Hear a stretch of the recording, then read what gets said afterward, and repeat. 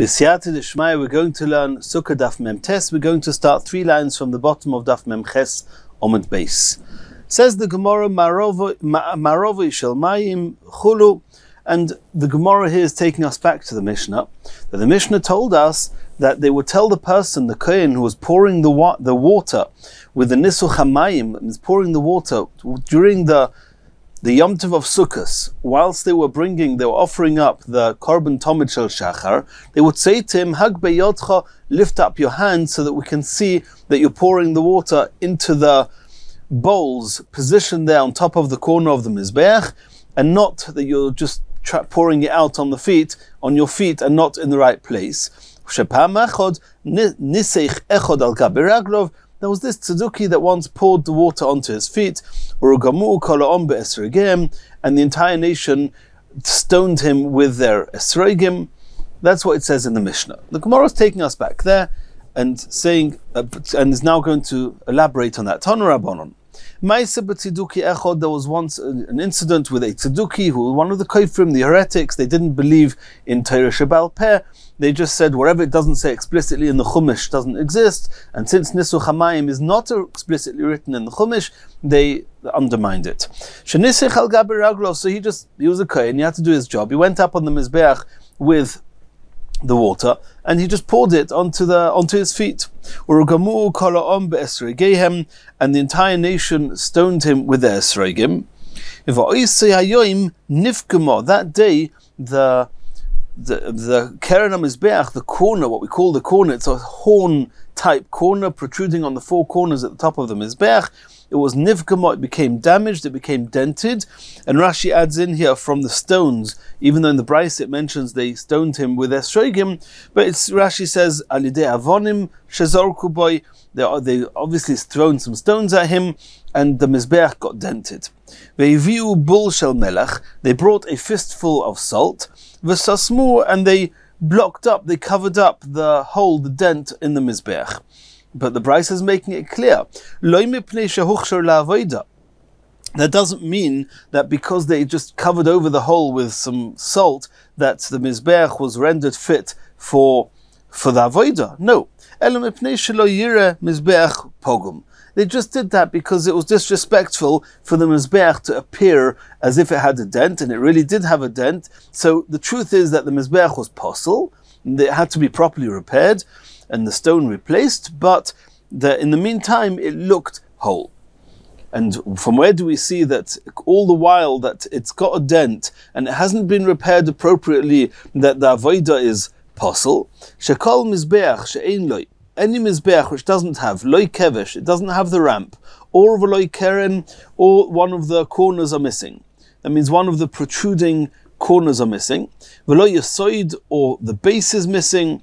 The base was an amma by amma ledge, the lowest part of the Mizbeach that was sticking out, an amma on each side, those sides that had a yasoid, that was the base of the Mizbeach. V'lo ribua, and if it was missing the ribua, which is the Mizbeach had to be square, and if the Mizbeach was not completely and exactly square, then it was posel. You're not allowed to work on it. And this is learnt out from Psukim, and the Gemara and other places in Shas elaborates on this. Rabbi Yitzchok says that even the soivev, and we've already learnt about this a little bit earlier on, that the Mizbeach had a 1 amma high yesoid, a base, and then there was 5 ammas of wall, and then there was again like a step, it went inwards, and then there was another 3 ammas high, and that took you to the 9 ammas off the ground, which was the top of the Mizbeach, and then beyond that, on each corner, there was a cubic amma corner, a type of a horn, a corner that was sticking out, a keren. Rabbi Yehuda says that if the soivev, if there wasn't that ledge in the middle of the Mizbeach, then the Mizbeach is posel. And again, Rashi brings here the Gemaros in other places in Shas that discusses where this is learnt out from and what's the machlokes Tanakama and Rabbi Yossi regarding the soivev.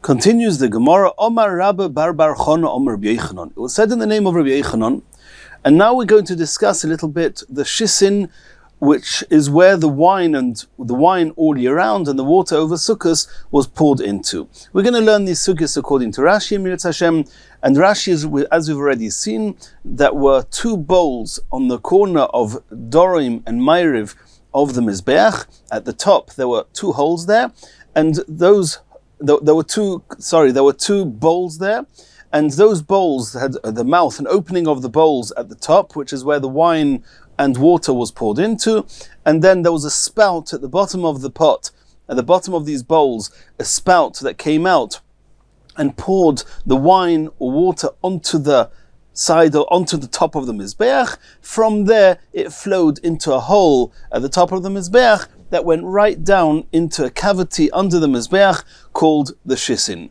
And the question is now exactly how that worked, what happened here.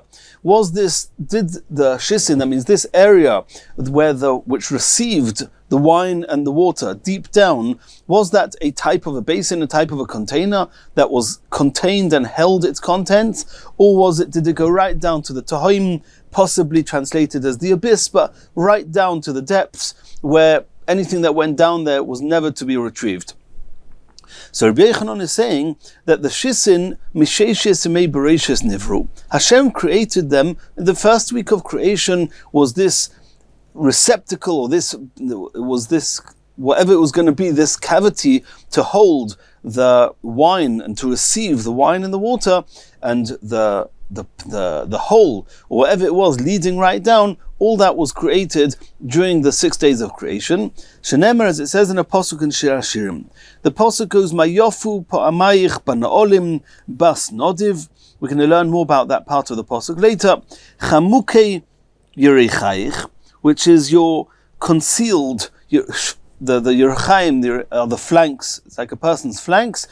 And kamoi chaloim, like jewels. Ma'aseh yedei omon. It's the handiwork of a craftsman, obviously referring to Hashem, which means that this wasn't a man-created place to receive the wine and the water. It was created by Hashem in the 7 days of creation, the 6 days of creation. So the Gemara says, what are these chamukei yerechayich, which the term used in the pasuk in Shir Hashirim is your concealed flanks? What is that? Eilu hashisim. This is actually referring to these two shisim, which were compared to the concealed flanks of a person. It was the hollow space under the Mizbeach, which was directly below where these bowls were at the top of the Mizbeach, where the wine and water would flow into. And the word chamukei means that it's concealed because it's underneath the Mizbeach. It was concealed, and yerechayich, the flanks, and this is referring to the Mizbeach. The Mizbeach is called the concept of yerech ha-Mizbeach, and that's why the Gemara says chamukei yerechayich is alluding to the shisin. Kamoi chaloim, these shisim, they were compared. The pasuk says kamoi chaloim, like jewels. What does that mean? Shemuchulolim v'yerdim ad hatohim, that they are hollowed, and this place, these shisim are hollowed and go down all the way to the Tahim. That's according to Rabbi Yochanan. The shisim went right down to the Tahim, to the depths. Ma'aseh yedei omon, and the pasuk says that these were the handiwork of a craftsman. Zu ma'aseh yedei umnusay shel HaKadosh Baruch Hu. This is Hashem's, so to speak, handiwork. He created it. It was not created by man. And that's how Rabbi Yochanan learns, and we're soon going to see in the Gemara that there's another opinion that says that it didn't go all the way down to the Tahim. It was just a cavity under the Mizbeach, which received the wine and the water. Obviously, according to Rabbi Yochanan, the wine and water that was put onto the Mizbeach was never to be retrieved. You couldn't go under the Mizbeach and actually retrieve that wine or water, because it went right down to the time. According to the later opinions, we're going to see that it is possible to go down and to actually empty out this cavity, because if not, it's going to get full and overflow and you won't be able to pour anything more into it. We'll see about that soon. Tana de Rabbi Shmuel. In the Beis Medrash of Rabbi Shmuel, they learned a brisa that from the very first word of the Torah, Bereshis, the word Bereshis can be rearranged. Al Tikri Bereshis, read it as Elo Boro Shis. that Hashem created the shisim, which are this hollow that went right down, that received the wine and the water. Continues the Gemara, Tanya Rabbi Yosi Omer, shisin mechulolin, these hollowed out shisim, they were yordim ad ha'tohim, they went right down to the tohim. Shenemar, says in the pasuk, and bring a pasuk in Yeshaya. The pasuk says, Oshiro no liedidi shiras doidi lekarmoi, which is that the pasuk is saying that the Novi is on behalf of Hashem, that's what it means. Liedidi, Yedid is a dear one, referring to Hashem. Oshiro no, the Novi is saying, I will sing on behalf of Hashem, so to speak. I'm going to sing what Hashem, the Yedidi, would have wanted to sing regarding his vineyard, lekarmoi, regarding his vineyard. Ashir no Yedidi shiras doidi, the song of my beloved one of Hashem, lekarmoi, concerning his vineyard, which is alluding to, we'll soon see what it's alluding to. And the apostle continues, Kerem hoyoli Yedidi. Yedidi, my beloved one, referring to Hashem, had a vineyard, Bekeren ben Shemen, in a corner of a very fertile corner, which is going to be referring to Eretz Yisrael. Vayazkehu, and he encircled it. Vayasaklehu, and he cleared it from stones. Vayitoehu, and he planted it. Soireik, with very high quality shoots. Vayiven migdal b'soichoi, and he built a tower in it. V'gam yekev chotzav boy. A yekev is a wine vat, which is this a type of something, a cavity in which the wine was collected. V'gam yekev chotzav boy, in this migdal, which we'll soon see what it's alluding to, but in this migdal, in this tower that he built, he dug out a wine vat. That's a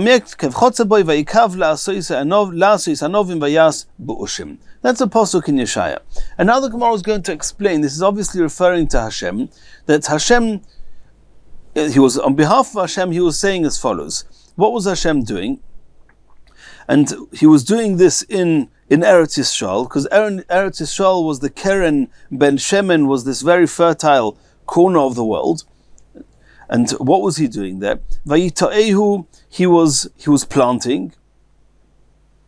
Vayitaehu soirik, he planted these shoots. What was that? The Beis Hamikdash. That's the Beis Hamikdash which Hashem planted in Eretz Yisrael. And the same way as when you plant something, you just plant the roots, you put it into the ground, and that's the root of everything that's going to grow. So too, the roots of Klal Yisrael and what's going to eternally keep the Klal Yisrael connected to the Rebbeinu Shleilim is the Beis Hamikdash. Vayiven migdal b'soichoi, and in it Hashem built a tower. What's that? Ze mizbeach. That was the mizbeach. V'gam yekev chotzav boy, that in the mizbeach, He dug out, so to speak, under the Mizbeach, a cavity.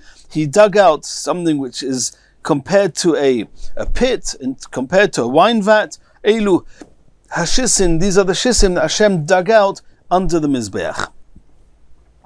Now, what's it mean when it says Vayazkehu?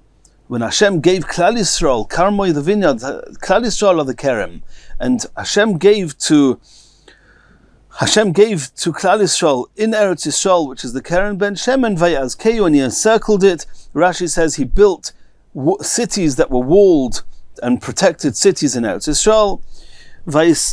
Vayisaklehu, when Hashem cleared it away from stones, it means he cleared out all the other nations from Eretz Yisrael, so that those other nations should not influence Klal Yisrael negatively. So it says, continues the Gemara Tanya. Omer Rabbi Elazar bar Tzaddik. Rabbi Elazar bar Tzaddik is going to have a different understanding about what these shisim were, in contrast and arguing with Rabbi Yochanan. Rabbi Elazar bar Tzaddik said as follows: Lul cotton. He said that there was a little space. Hoya bein kevesh lemizbeach. There was a little space between the ramp of the mizbeach and the mizbeach. B'marovoi shel kevesh, on the ma'ariv side of the ramp, there was a little hole there, a little space there. V'achas l'shivim shana, that means there was an opening that you could actually go down and enter the area where the wine and the oil, where the wine and the water was going down from. And va'achas l'shivim shana, once in 70 years, the pirchei kahuna, the youth of the kohanim, yerdim l'sham, they would go into this small lul cotton, to this small space, and they would go down in there, umelaktim misham, and they would collect from there yayin korush, the congealed wine.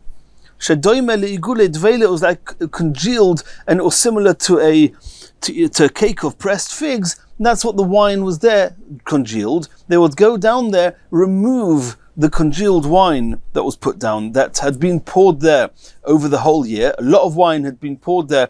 Most korbanos needed wine to be poured when it was being offered on the Mizbeach.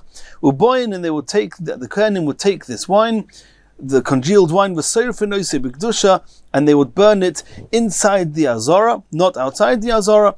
It would be burnt inside the azara. Shenemar, as it says in the pasuk, we'll have to soon see. Well, the Gemara is going to explain what we learned from this pasuk, but the pasuk says, "B'kodesh haseich," pour the wine in the kodesh, in the azara. Nesech sheichar lashem, a pouring of sheichar, which is wine, something that is able to intoxicate, and pour it lashem, for Hashem. And this is the revius yain lakeva so echad, which the pasuk is talking about. And what we learn from there, we'll soon see how. Kashem shenisuchay b'kedusha, in the same way as pouring the wine had to be done in the azara, obviously it was done on the top of the mizbeach. Kach shevasay b'kedusha, so too when you burn it, you have to burn it a b'kedusha. And at this point in time, Rashi explains this. All we've learnt and seen is that somehow in this pasuk we see that the pouring has to be b'kodesh haseich, pour it in kodesh, meaning in the azara on the mizbeach.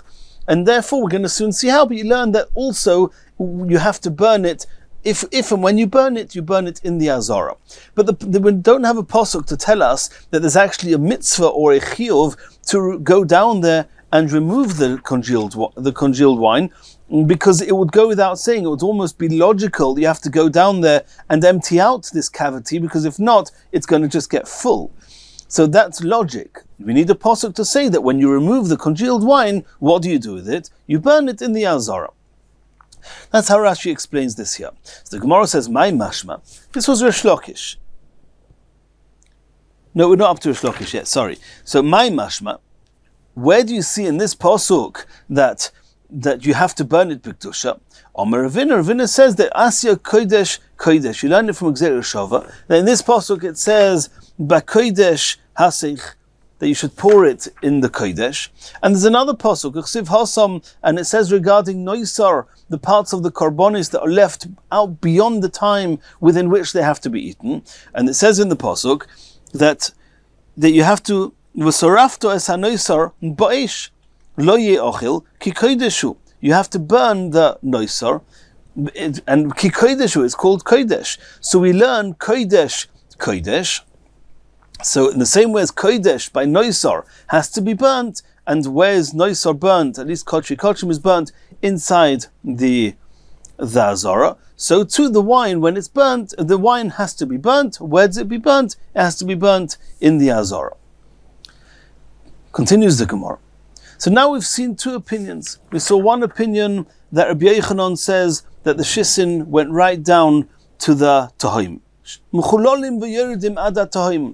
And then we had a Rabbi Tzadok who says no. He says there was a cavity that was underneath the Mizbeach, and they would go there and empty it every so often. Clearly the wine and the water was not going down to the Tahim. If it went down to the Tahim, there's nothing to get blocked, and there's nothing to go down and to empty. So now we're asking, Kaman Oz Lahadatanya, the following Mishnah, who is it? Which idea is it following? What does it say in the Mishnah, in Me'ilah? Nesachim, that these nesachim that are poured on the Mizbeach, bitchila, from the time that they are made into hekdesh, moyalin ben. If somebody uses them and has benefit from them, then he's transgressed the halachas of Me'ilah. He's betrayed the kedusha of these nesachim, of these libations, these things that are going to be poured on the Mizbeach, and the halachas of Me'ilah is not good. We don't need to discuss them now. It's a whole Masechtas Me'ilah, that discusses the details. But they are subject to the Issa of Me'ilah from Mitchila, from when they are made hektish. Mo'elin bohen, yordu l'shisim, once they've gone down into the shisim, ein me'elin bohen, then the Me'ilah no longer applies to them. So the Gemara is now saying, Leima Rabbi Elazar Tzadiki. If the Mishnah has to tell us that Me'ilah doesn't apply, that means it must be possible, at least theoretically, that you could have benefit from it. And then you need the Mishnah to say whether there is or isn't Me'ilah. The Rabbanon, according to the Rabbanon, according to the Rabbanon, the Shisim go right down to the Tahim, to the depths, and there's no concept of Me'ilah there because you can't get to it. Me'ilah is just if somebody were to go down there and have benefit from the wine that's being poured there, then the Mishnah has to tell us that there's no Me'ilah. We have to understand why, we'll soon see, but there's no Me'ilah. But if it's going down to the time, then the Mishnah, it would be a superfluous statement. Says the Gemara, no. Even the Rabbanon who say that the wine and the water gets poured right down to the Tahim, nonetheless, there's still room for the Mishnah to say that there's no Me'ilah. Why? B'd'iklit, which means if somebody were to go down there whilst it was being poured, and before the wine reaches and goes right down to the Tahim, he sticks out a container and catches the wine as it's falling in and would drink it or do something with it, then theoretically there could be Me'ilah. Even though it's going to go down to the Tahim, and once it's in the Tahim, there's nothing you can do with it anymore, that you can't go and get it, but on the way down, you could. And that's what you need the Mishnah to tell us. Ein mo'elin boy. That you have not transgressed, or you will not be subject to all the halachas of Me'ilah. That's one version. Ve'ikad Amra. There's another version that says that Leima Rabbononi. On the contrary, we want to bring proof that it's the Rabbanon and not Rabbi Elazar Bar Tzadok. V'lei Rabbi Elazar Bar Tzadok. Di Rabbi Elazar Bar Tzadok. According to Rabbi Elazar Bar Tzadok, akata b'kdushasai kaime. According to the Rabbanon, the wine is poured right down to the Tahim. It's poured right down to the Tahim, that's it. That means there's no process, there's nothing you're going to do after it's poured. So even if somebody were to go and catch the wine, the mitzvah has been done, nasis mitzvasoi, and therefore it's not called tzorech kavaya, there's no more use anymore for hektish, and therefore there's no Me'ilah. According to Rabbanon, we can understand that. But according to Rabbi Elazar Bar Tzadok, no. According to Rabbi Elazar Bar Tzadok, you haven't finished the avodah yet. You're pouring it now, but at some point in time, you're actually going to take out the wine, because according to Rabbi Elazar Bar Tzadok, there's no tahim there. It's just being collected. At some point, it's going to be removed and burnt, and that's going to be the end of the avodah. So all the while that this congealed wine, or the wine, is not going to be burnt, you're still in the process. It's still tzorech kavaya. There's still something we're going to do for hektish, and with hektish, with this, we're going to burn it. So it's still in the process. If it's still in the process, it's still called tzorech kavaya. If it's tzorech kavaya, then how can you say that there's no more Me'ilah? Of course there should still be Me'ilah. And some say that from here it would seem that the understanding of Rabbi Elazar Bar Tzadok was not if you take it out, then you have to burn it. No, it would seem there's a mitzvah to take it out and a chiyuv to take it out, and you've only really terminated your avodah with this wine when you've taken it out and burnt it. It's not that, like we said before, that you only need a pasuk to tell us where to burn it and that you have to burn it, but before Rashi said there was no source that there's a mitzvah to burn it. According to Rabbi Elazar Bar Tzadok, there's actually, we have to burn it. It's part of the avodah. And Rashi actually, when he speaks out the Gzeira Shava, he speaks there out that there's a mitzvah to burn it. Okay, we don't want to get confused now with the opinions. You can look in the Aruch LaNer, but the Gemara is saying here, according to Rabbi Elazar Bar Tzadok, how would we understand the Mishnah? There's no Me'ilah. Why should there be no Me'ilah? Says the Gemara, no, afilu temer Rabbi Elazar. It could even be Rabbi Elazar Bar Tzadok. It's true that at some time later on you're going to remove the wine and you're going to burn it. But the mitzvah, the main mitzvah, pour it into the bowls on top of the mizbech and let the wine flow out into that cavity. Then you've finished your mitzvah. As soon as you've done with it what you've been told to do with it, then there's no more Me'ilah. That's called nasis mitzvasei. Continues the Gemara. Omar Rish Lakish. Shlokish says that Bisman shemenaschim yain al gabi mizbeach, at the time when they would pour the wine on the mizbeach, poike kines hashisim. We said that there was a hole on top of the mizbeach that the wine would pour out onto the mizbeach, and then it would pour out from the spout at the bottom of the bowl onto the mizbeach, and from there it would fall or would flow into a hole that goes right down to the shisim underneath the mizbeach. But in order for the wine to be able to collect on top of the mizbeach and to be able to be swallowed by the mizbeach, so to speak, in one gulp, they would first block the hole leading down to the shisim. L'kayim mashenema, in order to comply with what it says in the pasuk, b'kodesh haseich nesech sheichor lashem, that this pouring of the wine is compared to a pouring of an intoxicating, it's an item. Wine is intoxicating, lashem. That means there's something to do with sheichor, with shikrus, with intoxication, which is trying to teach us something. My mashma. What did Resh Lakish see in this pasuk? That what part of this pasuk taught Resh Lakish that you block up the entrance into the shisim and wait till all the wine has poured out onto the top of the mizbeach from the bowls, and then they would let it get swallowed up in one gulp? Omer of Papa says, I'll explain to you where Resh Lakish got it from the word sheichor. When it says sheichor, is a loshon of siyah. Sheichor, intoxication, refers to drinking. Loshon tzvia, refers to being satisfied. It could be Rashi had the girsa loshon simcha, loshon shikrus, and it's a term of intoxication.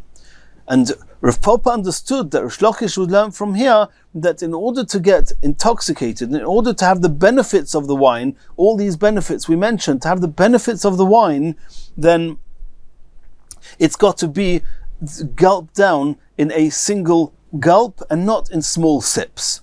And Omer of Papa says, Shema Minah, from the fact that Resh Lakish understood that sheichor, that the way to swallow any intoxication, any wine, any alcoholic beverages, the way to do that is by blocking up the shisim, so to speak, and having a big gulp. We see from there that kisova inish chamra, when people drink and want to be satisfied with wine, migrunyo sova, then they get satisfied from the throat. It's not about how much wine you have in your stomach. With food, it's to do with the content. How much volume of food do you have in your stomach? That will determine how satisfied you are.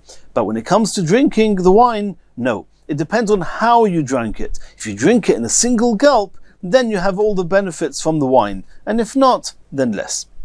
Omar Rava says, Tzurva Merabonon, the Talmidei Chachomim, Deloi Nefisha Lechamra. He doesn't have a lot of wine, so from the little bit of wine he has, obviously he's learning Torah, and he's not making money to buy lots of wine. So how is he going to have the fullest benefit from the little bit of wine he's got? Ligma Gimur. He'll swallow it in gulps, and that way he'll have the most benefit from the little bit of wine he has.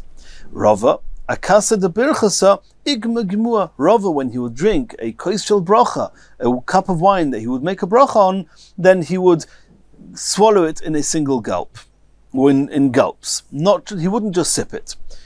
Continues the Gemara. Dorash Rava. And we learned before in the Pasuk explained that the shisim are compared to chamukei yorei chayich, kamoi chaloim, mais yedei omon. A Pasuk in Shir Hashirim. And now the Gemara is going back, Rav is going back to the beginning of that Pasuk. Ma yofu pa'amayich bana'olim bas nodiv. Says the Gemara, Ma yofu pa'amayich, how lovely are the steps, bana'olim, in sandals of bas nodiv, of the daughter of a noble. What does that mean, says Rava? Ma yofu, how lovely is pa'amoisehem shel Yisrael, are the steps of Klal Yisrael, b'shar she'oilim l'regel, when they're going up to the Beis Hamikdash v'aliyah l'regel. Bas Nodiv, Klal Yisrael in this pasuk are referred to the daughter of a noble person, is referring to Bitoi shel Avraham Avinu, the daughter of Avraham Avinu. Shenikra Nodiv, he was also called noble. Where was he called noble? Shenemar, it says in the pasuk in Tehillim, Nedivei Amim, the noble of the nations, Ne'esafu, they gathered, Am Elokei Avraham, the nation of the God of Avraham Avinu. asks, and then the pasuk continues, Ki le'elukim megine eretz ma'id na'lo.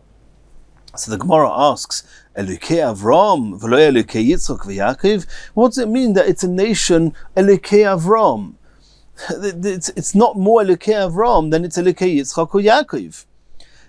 Elo says the Gemara Elukei Avram, when the pasuk says Nedivei Amim Ne'esofu Am Elukei Avram, it's referring to this nation who are. There's something unique about the first one. The roots of this nation, which is Avraham Avinu, Shahayot Chilo Legerim. He was the first one who did a noble deed of graciously volunteering. Rashi says, "Nodav liboy, nodvo liboy lahakir es boiroi." He went out of his way to search for the Creator, to search for Hashem, and he was the very first one. So he's referred to as, in context of Nedivei Amim Ne'esofu, of the noble. So you see that Avraham Avinu is called noble. So when it says in the Pasuk in She'ashirim, Bas Nodiv is referring to Klal Yisrael, who are, so to speak, the daughter of Avraham Avinu. Continues the Gemara, Tana Debei Rebbe Onon. Ma'idich Siv, this day it says in the Pasuk, in this same Pasuk, Chamukei Yorei Chayich. And the Gemara is now assuming that this Pasuk is also referring to Torah. And the Gemara is now going to explain that. And when the Gemara said, Rashi explains that the beginning of the pasuk, the pasuk is going to say that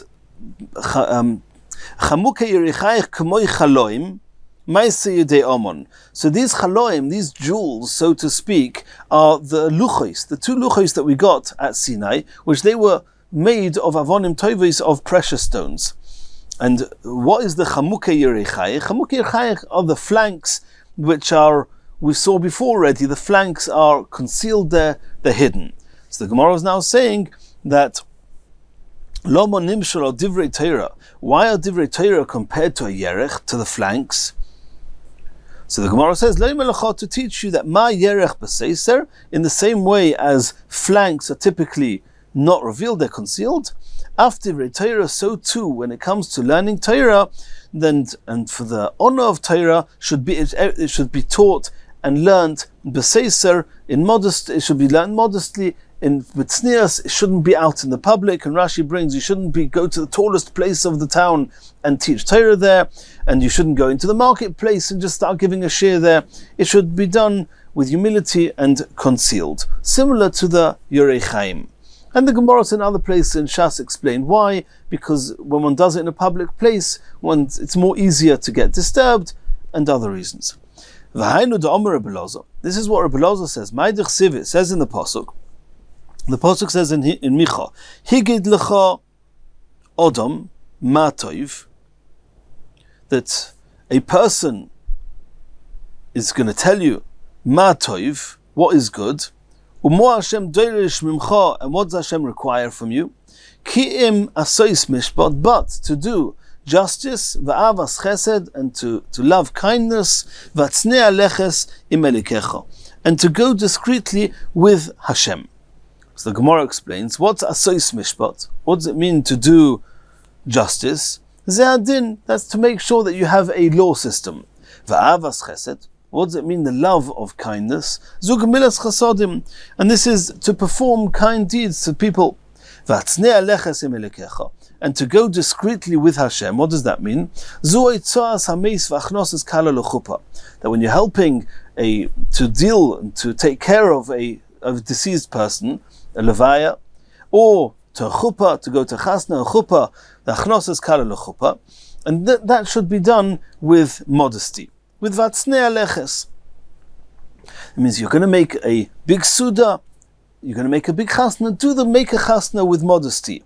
Make sure that the happiness doesn't get frivolous, it doesn't get out of hand. Everything should be done with modesty. And the same as when going to levaya, not to cry too much, everything should be done in moderation. Says the Gemara,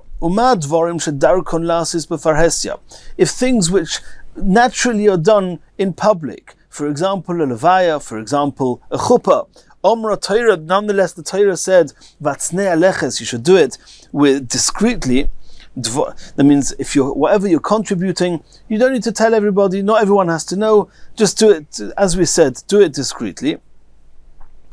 Then dvorim shedarkon lasis betzina, then things which are naturally lend themselves to be done more modestly and more secretly, like giving tzedakah, like learning Torah, alachas kama v'kama, even more so that one has to be careful. It should be done discreetly and modestly. Continues the Gemara. Omar Rebbe Loza, Godoi lo oiset tzedakah, somebody who does tzedakah, who gives charity, who gives tzedakah, is greater, yoisem mikol korbonis, even more than all the korbonis. Shenemar, as it says in the pasuk in Mishli, asoi tzedakah umishpat, that you should do tzedakah umishpat, nivchor lashem mizevach, that either doing tzedakah or following through with justice, with the law system, is preferable Hashem, nivchar Hashem, mizevach, from zevach. And zevach includes all korbanos. And that's what it says. If it says asoy tzedakah or mishpat is nivchar Hashem mit zevach, it must be that doing tzedakah is greater than all the korbanos. Another quote from Rabbi Loza, V'amar Rabbi Loza, Gedoylo gemilus chasadim, doing acts of kindness is greater, yoisam min tzedakah, is even more than tzedakah. Shenemar, as it says in the pasuk, Ziru lochem litzedakah, you should sow for yourselves tzedakah. Tzedakah is for tzedakah. V'kitzru, and kitzru, and you should reap lefi chesed. The reaping, that means the sowing, is associated to tzedakah, but the reaping is associated to acts of kindness. And what is always more? So the Gemara is going to explain that im odom zereah, when a person sows, when he plants, sofik eichel, sofik ein eichel, he doesn't know if it's going to grow. There's a certain risk element there. But odom koitzer, but somebody who's reaping, vaday eichel, then we can be absolutely certain that if he's got what to reap, he's got what to eat. So you see there's an advantage of the reaping over the sowing. And that's why it says that the tzedakah is compared to sowing, but chesed is compared to reaping. When you do a chesed, it's greater even than tzedakah. Continues the Gemara. Another quote from Rebbe Loza. V'amar Rebbe Loza, Ein tzedakah mishtalemes elo lefi chesed sheba. The reward that a person gets, that means the level of tzedakah, is rated by the amount of chesed, amount of kindness that was included when you gave the tzedakah. Shenemar, as it says in the pasuk, this very same pasuk as we saw before, the pasuk says, Ziru lochem litzedakah. The tzedakah is compared to sowing, kitzru lefi chesed, and the kitzira and is chesed. That means the same way as what you reap from what you sow. That means whatever was successful, the amount of the success of the sowing is what leads to the reaping. So that's what it says, that the tzedakah was the sowing. What are you going to reap from the tzedakah? What's the reward you're going to get from tzedakah? That's lefi chesed. The reaping is going to depend on how much kindness was involved when you were doing the tzedakah. And Rashi says here that when you're giving the tzedakah, then how much effort, just the giving itself, that's the tzedakah. The chesed is how much effort you went into giving it, into making it comfortable. And Rashi adds, did you just throw him some coins, which is it's tzedakah? Or did you prepare him some nice bread? Did you prepare him some nice clothes?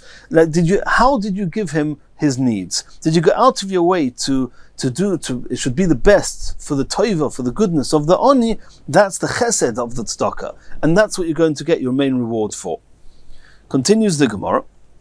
Tanu Rabbanon, b'shleisha dvarim gedoyla gemilas chasadim yoysa min tzedakah. In three aspects, the gemilas chesed, doing acts of kindness, is even greater than tzedakah. Because tzedakah is b'mamoinoi. Tzedakah is only done with one's money. You give tzedakah. However, gemilas chasadim, acts of kindness, is bein begufay, bein b'mamoinoi. You do that either in person or with your property. You can do kindness with your body, and for example, going and giving a hesped, or going and making a chosn happy, or there's a lot that you can be doing with in person. However, the tzedakah you only do with your money, with your property. means you can do tzedakah by lending him money, lending him your utensils, your animals, but that's only with your property. But Gemilas Chasadim is something you can even do in person. Continues the Gemara. That was the first thing. The second thing, tzedakah is la'aniyim. Giving charity is only to a poor person. You can't give a rich person tzedakah.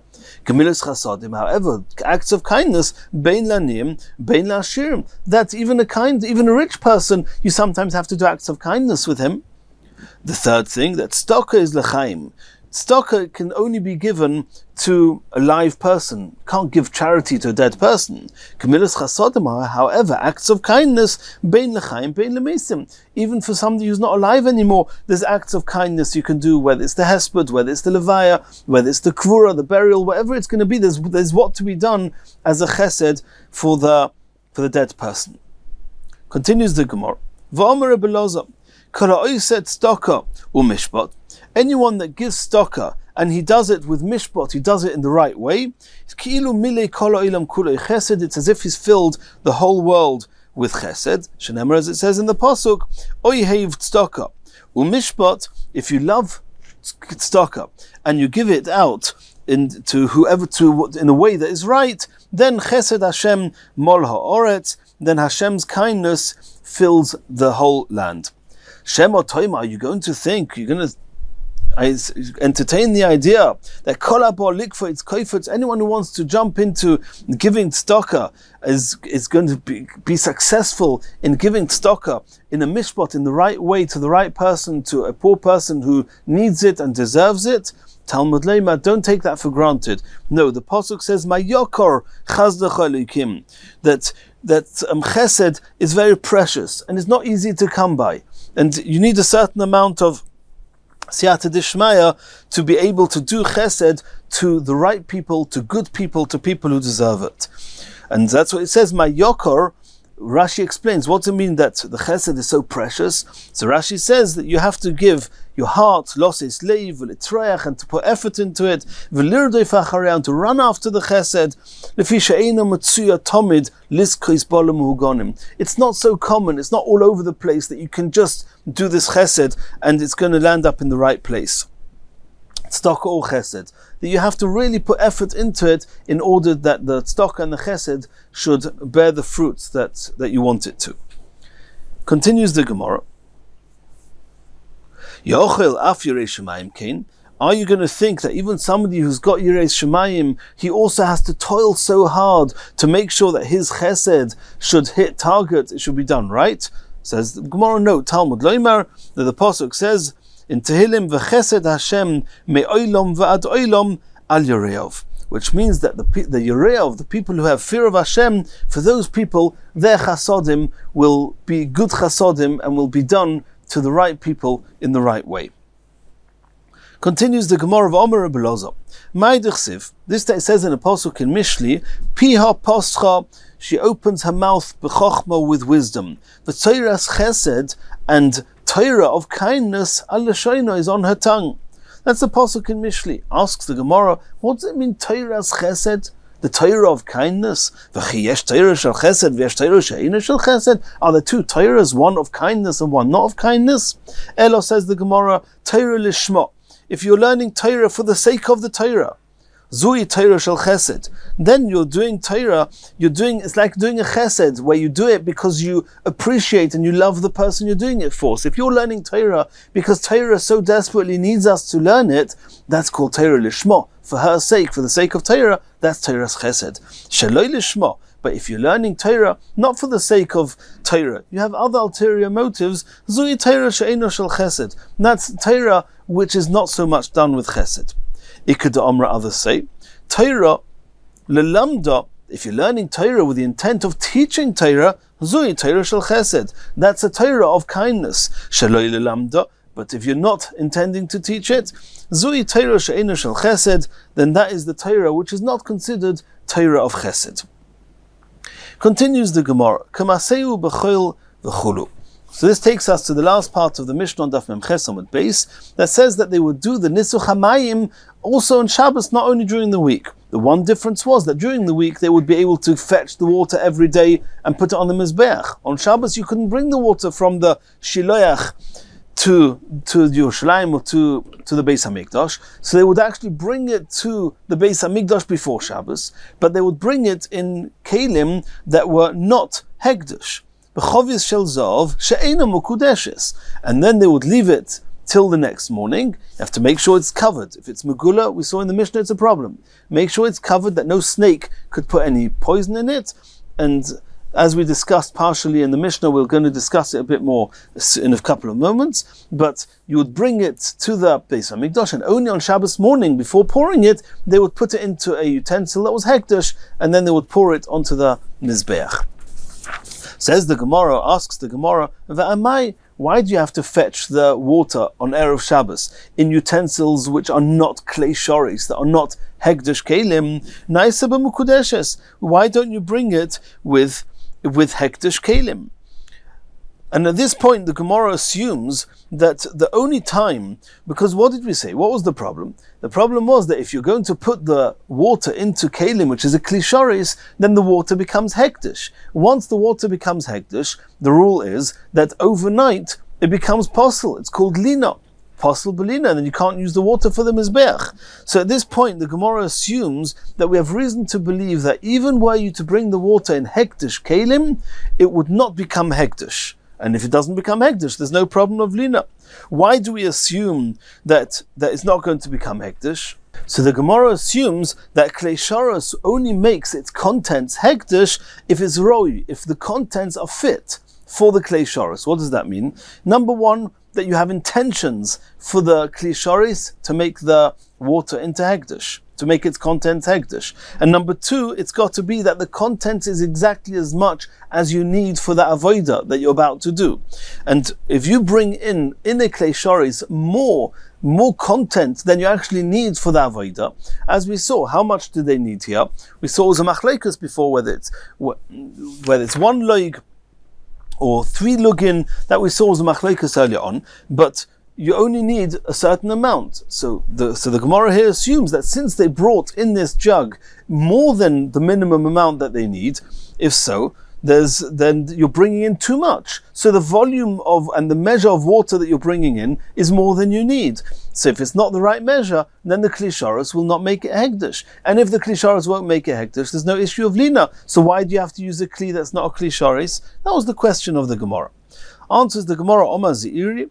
Zeiri says that the Mishnah assumed that kosova ein shiur lamayim, that there's no maximum amount of shiur. You can bring as much water as you want. It's true, we saw before, there's a minimum measure of water, but there's no maximum measure. So that means that as much as you bring is the right measure. So then that's not an issue. That would not stop it from becoming hekdesh. Ukli shoris mekachim shlei midas. And the Mishnah obviously held that kli shoris, just virtue of the fact that its contents is put into the kli shoris, it's touching the kli shoris. Rashi brings the pasuk kol hanogea behem yikdosh. As soon as the contents, assuming that it's fit for the avodah, is in the kli shoris, whether you intended it that way or not, it becomes hekdesh. And since we assume that there's no maximum measure, as much as you put in is as much as you can use, and therefore the kli shoris will make the water hekdesh, and therefore they had to avoid using a kli shoris. And if you were to use a hekdesh utensil, if selulu belina, then the water will become posel by waiting overnight. That's what Zeiri understood. Chizkiya understood that kli shoris ein mekachim elomidas. No, the truth is that the kli shoris very well could be that it only makes something hekdesh if you want it to, and therefore, according to the letter of the law, you could have filled up this water with a kli shoris and intended it not to make it hekdesh till the next morning, and there's no problem of lina, because since you didn't want it to become hekdesh earlier, it doesn't become hekdesh, and then it will not be posel belina. But nonetheless, they said don't use a kli shoris. Why? People won't know that you intended or you didn't intend it to become hekdesh. They'll think, probably if you filled it up with a kli shoros, you intended to become hekdesh. And everybody will know that you filled it up yesterday on Friday, and you're using it now on Shabbos morning. It's overnight. People are going to think that there's no problem of lina with this water. And that's a big challenge. So people are going to think that nesachim, that anything that gets poured on the mizbeach, there's no psul lina. That would be tragic if people made that mistake. So to avoid that mistake, we said don't use klei sharis, and everybody will then know and remember that the halachas of lina apply even to nesachim. Omer Rabbi Yanai, Omer Rabbi Zera. Rabbi Yanai said in the name of Rabbi Zera as follows. And what have we seen till now? The Gemara in the question held and assumed there were two reasons why this klei sharis should not make the water hektish. Number one, that in order for klei sharis to make it hektish, it has to be the exact measure of what you need for the avodah. And we assumed that there was an exact measure, which means that it's exactly the measure, the 3 loig that we need. It has to be no more than that. And when bringing the water in this klei sharis, there was more than that. That's one reason it shouldn't become hektish. And another reason is that it will only become hektish in a klei sharis if you want it to become hektish. And here we don't want it to become hektish. So based on both of those reasons, the Gemara asked, why does the Mishnah say you shouldn't take a klei sharis? So Zeiri said that it's apparent from the Mishnah that both of those assumptions are incorrect. The Mishnah learns that number one, 3 loig is a minimum, not a maximum, and therefore however much you bring is included in the measure, and therefore it could become hektish. And number two, klei sharis makes something hektish even if you didn't want it to, and therefore it will become hektish. And therefore we say don't use a klei sharis. And then Chizkiah came along and says, no, you don't know from the Mishnah, you don't necessarily see from the Mishnah that a klei sharis can be makdish something, even shaloi midas, even if you don't want it to. It could be that the truth is that klei sharis will only make something hektish if you want it to. The problem here is that you don't know. People won't know if you wanted or didn't want it to become hektish, and people will make a mistake, as we saw with Chizkiah. Reb Zera is now saying, even were both facts in the beginning of the Gemara, in the question of the Gemara, correct, even were it true that klei sharis is only mekadosh when it's bidas, and even were it true that the klei sharis, that there is a maximum shear, a maximum amount of water, and in this klei sharis you're bringing more than the maximum amount, and that's another reason why it should not make it hektish. Even if you have 2 reasons to believe that it's not hektish, nonetheless don't use a klei sharis. Why? Afilu tema yeshi or lemaim, even if you say that there is a maximum amount for the water, and therefore the klei sharis ein mekachim elo medas, and also klei sharis will only make something hektish if you want it to, and nonetheless don't bring a klei sharis. Or gezerah shema yoimrum, maybe people will say lekiddush yadayim v'raglayim moron. Just a few days ago was Yom Kippur, and they could be that they filled up this gold container with water to do the kiddush, to do the pouring of the water onto the hands and feet of the Kohen Gadol. And regarding that water, when they filled it up, of course they wanted it to become hektish. And over there's clearly no maximum amount. As much water as you pour, you can use to wash the hands and feet of the Kohen Gadol. So that water is definitely became hektish, and is definitely pasal now belina, because it's past more than a day, it's already in Sukkos. So the fact that people would mistakenly think that the water in this jug is water that was filled up for the Kohen Gadol on Yom Kippur, and they'll think that this is lina, and if they see you using this jug, they'll think that there's no issa, there's no psul of lina on the sachim, and that we can't have, and therefore the Mishnah says don't use a klei sharis. Continues the Gemara. The final statement in the Mishnah on Daf Memches Omid Beis was that if the water, or if the water that was collected for the Nisuch HaMayim was left open overnight, then you're not allowed to use it. And we explained in the Mishnah, and the Mishnah says what they would do with it. They would fill up another jug with water from the kior, because it's Shabbos, you can't go out to the shiloach. And we explained in the Mishnah what the problem was, as Rashi explained there, that the problem is that there might be some poison in it, and if there's poison in it, then you haven't got the right measure of water, of pure water, because it's now water diluted or with this poison in it, and that's an issue. Says the Gemara, Va'amai, if you're worried that there's poison in this water, le'avir b'mesanenis, why don't you just pour the water through a sieve, through a strainer, and then you'll separate the poison, and you'll be left just with the water. So the Gemara is saying, Leima masnisin deloika Reb Nechemya. Can we assume that from the fact that the Mishnah doesn't allow us to do this, that the Mishnah's follower is not like Reb Nechemya? The Tani we learned in the Braisa, Mesanenes yesh boi mishum gilui. The Tanakhama say that even though the water's been through a strainer, there's still a problem of gilui. Reb Nechemya says, Reb Nechemya, Eimosai, when is that true? Bisman shatachtoina megula. The mesanenes was a type of a utensil where the top part, there was an upper part, and then there was a sieve or a type of a strainer, and then there was the lower part of the water. So Ibn Nechemya says, the Tanakhama say that whenever any part of this water that was left open overnight is possible. Ibn Nechemya says, and we're not here really talking about whether it's possible to drink. With possible for avoida, we're talking about whether you're allowed to drink it or not, whether we have to be afraid that there's poison in it. So Nechemya says, that's only if the lower container was left open and the snake could have put its poison in it. But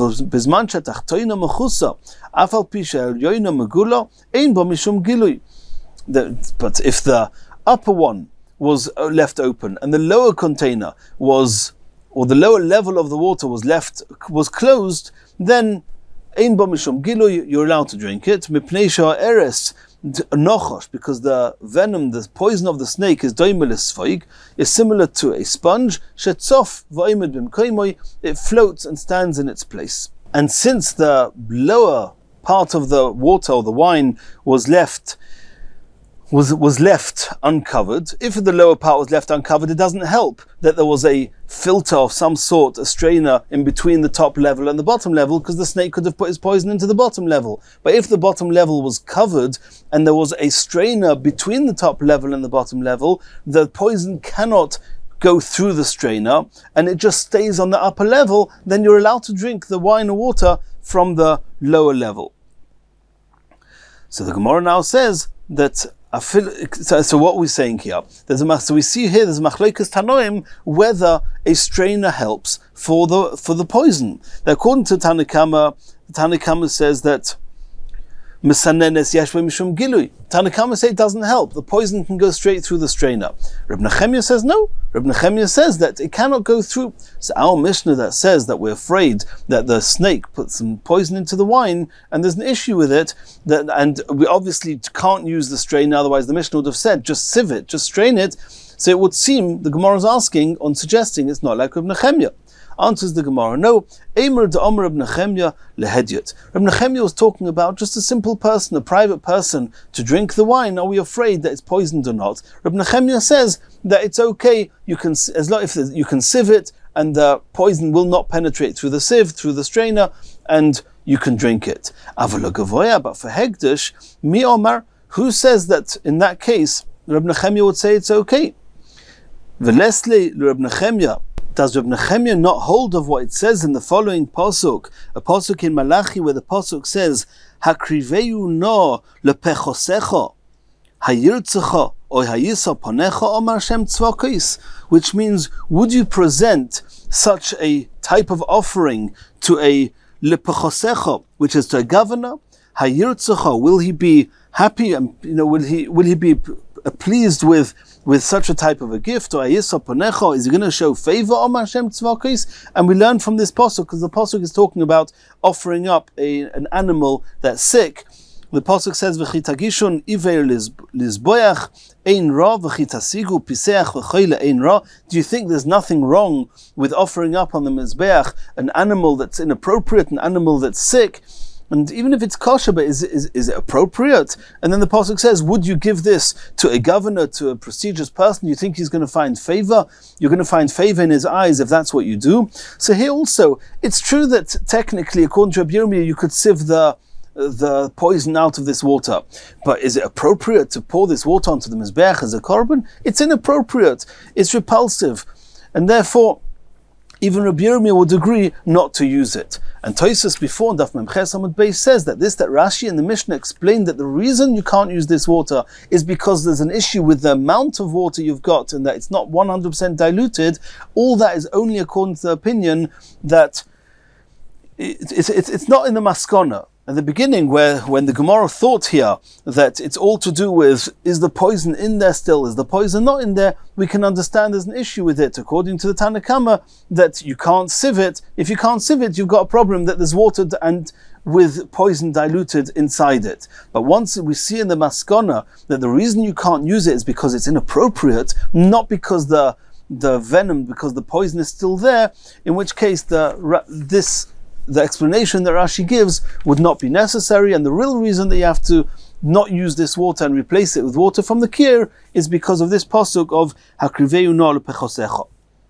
Hadron aloch lulav harova b'siyata deshmai. We finished learning Perek lulav harova. In Mirz Hashem we're going to do Chazara on Perek lulav harova, and the next Shem Mirz Hashem we're going to start the fifth and final Perek of Masechet sukkah, Perek HaCholil.